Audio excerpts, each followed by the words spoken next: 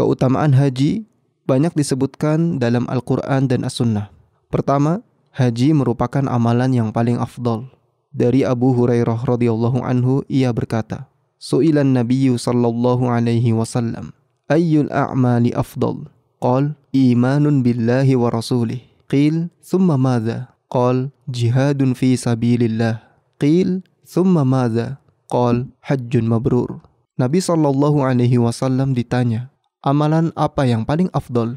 Beliau sallallahu alaihi wasallam menjawab, beriman kepada Allah dan Rasulnya. Lalu ditanyakan lagi, kemudian apa lagi? Beliau sallallahu alaihi wasallam menjawab, jihad di jalan Allah. Lalu ditanyakan kembali, kemudian apa lagi? Lalu Nabi sallallahu alaihi wasallam menjawab, haji mabrur. Hadis riwayat Al-Bukhari.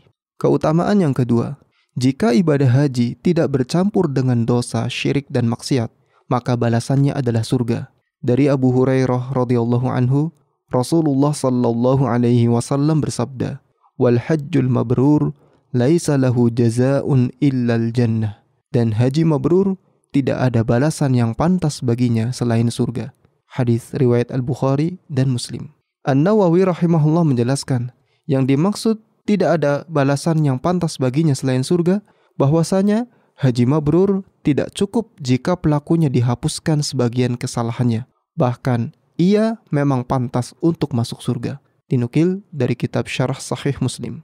Kemudian keutamaan yang ketiga, haji termasuk jihad fi sabilillah. Dari Aisyah Ummul Mukminin radhiyallahu anha, ia berkata, Ya Rasulullah, naral jihad afdalal amal. Afala nujahid? Qal, la, lakinna afdalal jihad hajjun mabrur. Wahai Rasulullah, kami memandang bahwa jihad adalah amalan yang paling afdal. Lalu, apakah berarti kami harus berjihad? Lalu Nabi SAW berkata, tidak, jihad yang paling utama adalah haji mabrur. Hadis riwayat Al-Bukhari. Kemudian, keutamaan yang keempat, haji akan menghapuskan kesalahan dan dosa-dosa. Dari Abu Hurairah radhiyallahu anhu, ia berkata bahwa ia mendengar Nabi SAW bersabda, Man hajja lillah falam yarfus walam yafsuq raja'a ka yaumin waladathu ummuh. Siapa yang berhaji ke Ka'bah lalu tidak berkata-kata seronok dan tidak berbuat kefasikan, maka dia pulang ke negerinya sebagaimana ketika dilahirkan oleh ibunya. Hadis riwayat Al-Bukhari. Kemudian keutamaan yang kelima, haji akan menghilangkan kefakiran dan dosa.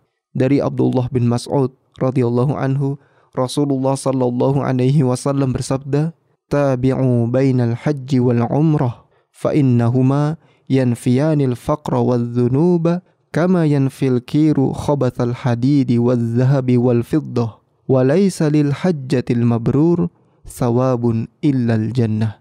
Ikutkanlah umrah kepada haji, karena keduanya menghilangkan kemiskinan dan dosa-dosa, sebagaimana pembakaran menghilangkan karat pada besi, emas, dan perak. Sementara tidak ada pahala bagi haji yang mabrur kecuali surga.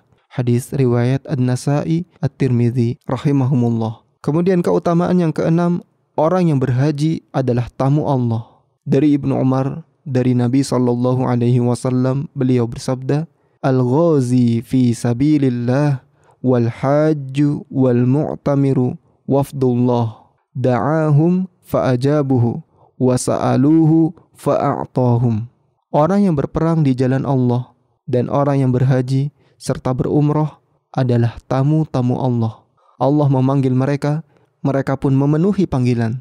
Oleh karena itu, jika mereka meminta kepada Allah, pasti Allah akan beri. Hadis riwayat Ibnu Majah. Syekh Al-Albani mengatakan bahwa hadis ini hasan. Semoga Allah mengaruniakan kita haji yang mabrur yang tidak ada balasan selain surga.